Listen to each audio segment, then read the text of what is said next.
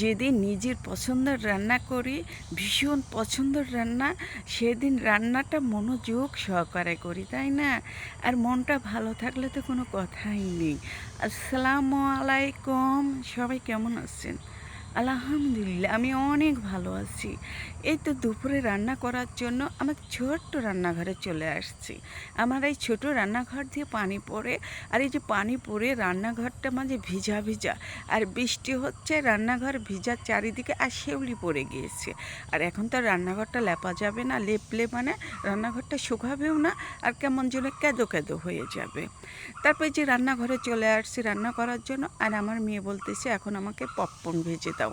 রান্নাঘরে আসছো যখন পপকর্নটা ভেজে দাও, তারপর আমি তুমি রান্না করো। তারপর মেয়ের কথা শুনে আমি যে পপকর্ন ভাজতে লাগলাম। আর আমি কত গুণবতী, কত লক্ষ্মী, তাই না?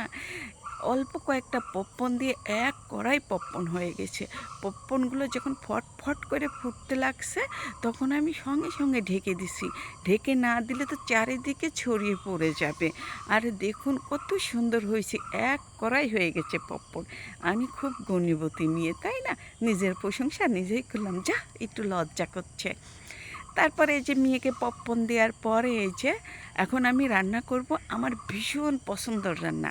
আমাকে কেউ যদি বলে যে তোমার কোন সবজি কোন মাছ পছন্দ, আমি বলে দেব সঙ্গে সঙ্গে আমার ইচা মাছ, পাঙাশ মাছ, বায়াম মাছ, গুচি মাছ আমার ভীষণ পছন্দ। তার সঙ্গে ইলিশ মাছও আছে। তারপরে যদি বলে সবজি কী পছন্দ, তে বলবো যে পুঁই শাক, কচুরলতি, কচু শাক, মিষ্টি কুমড়া, এগুলো আমার ভীষণ পছন্দর খাবার। তারপরে যে আমি ইসে মাছ দিয়ে মুখে কচু কুড়ি কচি রান্না করব। আর এটা আমার ভীষণ পছন্দর খাবার। আমার এটা হলে আর কোনো কথাই নেই। মাংস রেখে আমি কচুরলতি, ইচা মাছ দিয়ে কচুর মুখি নিমিষেই শেষ করে দেব 2 প্লেট ভাত। এই তো মশলাগুলো কষিয়ে নিয়েছি, নেওয়ার পর ইসে মাছগুলো দিয়ে দিয়েছি। ইসে মাছগুলো ভালোভাবে কষিয়ে তারপর এই যে আমি মুখে কচিগুলো ছোটো ছোটো করে কেটে নিয়েছি, ডুম ডুম করে কেটে নিয়েছি। কেটে নিয়ে এই যে এখন আমি ইচে মাছের মধ্যে, কষানো ইসে মাছের মধ্যে দিয়ে দিচ্ছি।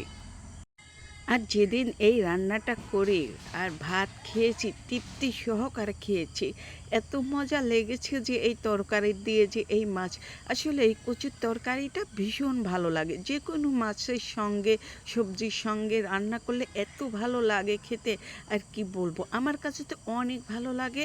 এতো আমার মাছটা কষানো হয়ে গেছে, ইচা মাছ আর কচুরমুখিটা কষানো হয়ে গেছে। এখন আমি পানি দিয়ে দেব। তারপরে যে বলকটা উঠে গেলে আমি একটু জিরার গুঁড়া এর উপর দিয়ে দিয়ে দেব। এই তো আমার রান্নাটা হয়ে গেছে। সবাই ভালো থাকবেন, সুস্থ থাকবেন। আজ এই পর্যন্তই। আল্লাহ হাফেজ।